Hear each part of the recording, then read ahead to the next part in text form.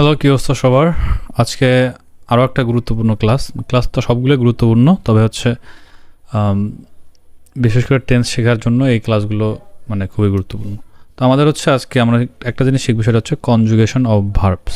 সেটা হচ্ছে ক্রিয়া সংযোজন। তো এই জিনিসটা কেন বা কেন করতে হবে এটা একটু ব্যাখ্যা করি। প্রথমত, যেমন বাংলায় থাকে আমি ভাত খাই, আমি ভাত খেয়েছিলাম, আর হচ্ছে আমি ভাত খাবো। তো এই তিনটা দ্বারা কোন কোন সময়টাকে বোঝাচ্ছে? যেমন আমি ভাত খেয়ে, এটা কি বর্তমান, খেয়েছিলাম অতীত,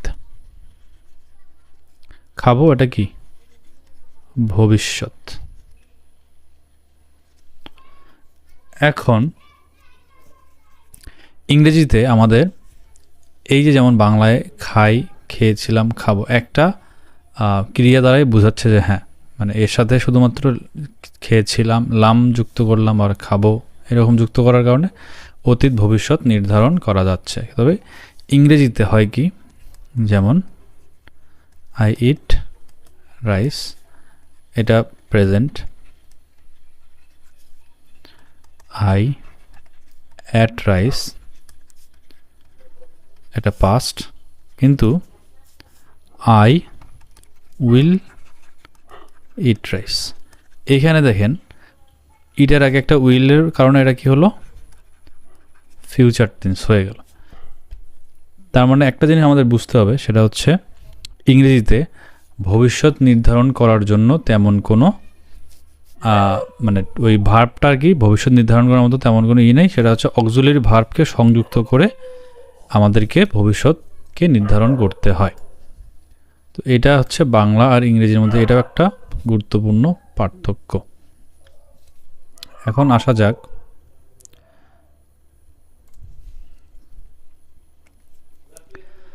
আমাদেরকে ভার্বের, বিশেষ করে অক্সিলারি ভার্ব একটা জিনিস মনে রাখতে হবে, সেটা হচ্ছে আমাদের এই টেন্সের জন্য আমাদের সব থেকে গুরুত্বপূর্ণ অক্সিলারি ভার্বগুলো কী কী। এই অক্সিলারি ভার্বগুলো কী কী এটা আমরা এখন একটু দেখি। সেটা হলো ডু, ডাজ, তারপর হচ্ছে এম, ইজ, আর, তারপর হচ্ছে have, has, have been, has been. আমাদেরকে শুধুমাত্র এই চার ধরনের অক্সিলারি ভার্বকে মনে রাখতে হবে এই আমাদের প্রেজেন্ট টেন্স শেখার জন্য। এখন যদি আমরা এইটাকে একটু ভালো মতো লক্ষ্য করি, যে আমরা টেন্সটাকে কি বলছিলাম, যে প্রেজেন্টটাকে আমাদের ভালো মতো শিখতে হবে। প্রেজেন্টটাকে শিখলে হবে কি, যেমন দেখেন ডু ডাজের পাস্ট ফর্ম হচ্ছে কি ডিড, অ্যামিজারের পাস্ট ফর্ম হচ্ছে ওয়াজ, ওয়ার, হ্যাভ হ্যাজের পাস্ট ফর্ম হচ্ছে হ্যাড, আর হ্যাভ বিন হ্যাজ বিনের পাস্ট ফর্ম হচ্ছে কি হ্যাড বিন। তো এটা হলো আমাদের পাস্ট টেন্স।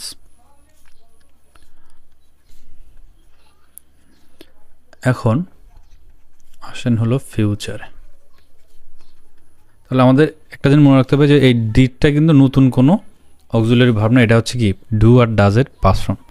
এই ওয়াজ ওয়ারটা কিসের, অ্যামেজারের পাস্ট ফর্ম, এটা নতুন কোনো কি না অক্সিলারি ভার্ব না। আর ফিউচারকে নির্দেশ করার জন্য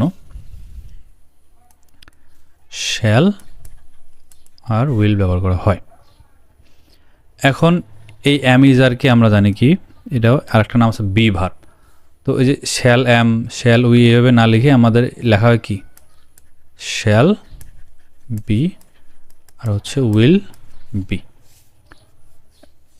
হ্যাভ হ্যাজ আর ফিউচারের জন্যে হ্যাজ দরকার হয় না, শ্যাল হ্যাভ অথবা উইল হ্যাভ। আর হ্যাভ বিন হ্যাজ বিনের জায়গায় শুধুমাত্র কি হ্যাভটাকে ব্যবহার করবো আমরা, সেটা হচ্ছে শ্যাল হ্যাভ বিন, একটা হচ্ছে উইল হ্যাভ বিন। এটা হলো আমাদের ফিউচার টেন্স, ফিউচার টেন্সের অক্সিলারি ভার্ব।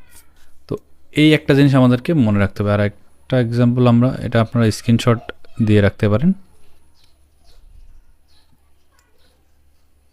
তাহলে আমাদের মনে রাখতে হবে কি আমাদের টেন্সের ক্ষেত্রে আমাদের অক্সিলারি ভার্বগুলো নতুন নতুন অক্সিলারি ভার্ব না, এগুলো কি ওইটারই পাস্ট ফর্ম, আর শ্যাল উইল লাগাই দিলে ওটা ফিউচার ফর্ম হয়ে যায়। আরেকটা বিষয় সেটা হলো যেমন কনজুগেশন অফ ভার্বস আমরা কি দেখলাম, একটা জিনিস হয় না কি জানি আমরা, ফিউচার ফর্ম হয় না।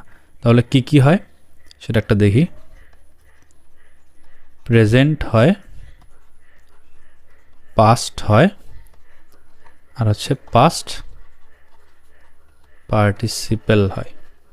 এই তিনটা জিনিস আমাদের হয়। যেমন অ্যাড, অ্যাডেড, অ্যাডেড। তো এটার পাস্ট ফর্ম আর পাস্ট পার্টিসিপেল ফর্ম দুইটাই সেম থাকে, এটা হচ্ছে উইক ভার্বের ক্ষেত্রে। আর একটা হচ্ছে কি স্ট্রং ভার্ব থাকে, যেমন গো, ওয়েন্ট, গন। তো এটা হচ্ছে আমাদের পাস্ট আর পাস্ট পার্টিসিপেল ফর্ম। আবার কিছু কিছু আছে যেটার হচ্ছে কি সবগুলো সেম থাকে, যেমন কাট, কাট, কাট। ঠিক আছে, এই হলো একটা বিষয়। এটা হলো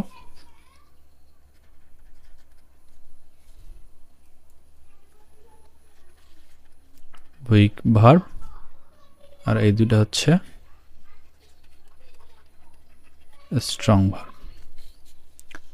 এই হলো আমাদের বিষয়। তাহলে আমাদের ভার্বের মানে ইংলিশে যে ভার্বগুলো আমরা ব্যবহার করি সেগুলোর কি হয় না, ফিউচার ফর্ম হয় না, শুধু কি হয় প্রেজেন্ট হয়, পাস্ট হয়, আর পাস্ট পার্টিসিপেল হয়। এইখানে হচ্ছে আমাদের বাংলা আর ইংরেজির একটা বড় একটা পার্থক্য। তো আমরা নেক্সট ক্লাসে হচ্ছে আমরা প্রেজেন্ট ইনডেফিনিট টেন্স পড়ব। তো এই একটু সামান্য আলোচনা ছিল, এই আলোচনাটা খুবই গুরুত্বপূর্ণ আলোচনা। তো যারা এটা বুঝতে পারবেন তাদের জন্য আরও ইজি হয়ে যাবে। তো আজকের ক্লাসটা এই পর্যন্ত ছিল, সবাই ভালো থাকবেন।